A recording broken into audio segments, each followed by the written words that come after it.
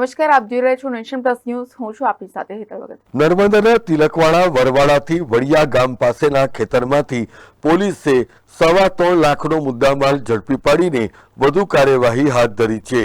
Narmada એલસીબીની team Tilakwada વિસ્તારમાં પેટ્રોલિંગમાં હતી ત્યારે વરવાડાથી વડિયા ગામ તરફ જવાના કાચા રસ્તા ઉપર દારૂ હોવાની બાતમી એલસીબીને મળી હતી, જેને આધારે મહેશ તડવીના ખેતરના શેડામાં રેડ કરવામાં આવતા લીમડાના ઝાડ નીચે ભૂરા કલરની તાડપત્રીમાં સંતાડેલ વિદેશી દારૂ મળી આવ્યો હતો. પોલીસે ભારતીય બનાવટના વિદેશી દારૂ સહિત કુલ 3,23,000નો મુદ્દામાલ જપ્ત કર્યો છે અને બુટલેગરને વોન્ટેડ જાહેર કર્યો છે. Wasim Memon, nation plus news, Narmada. સમાચારોના સતત અપડેટ મેળવવા માટે અમારી નેશન પ્લસ ન્યૂઝની યુટ્યુબ ચેનલને સબસ્ક્રાઇબ કરો, બેલ આઇકન દબાવો અને જોડાયેલા રહો ફેસબુક, ઇન્સ્ટાગ્રામ અને ટ્વિટર પર.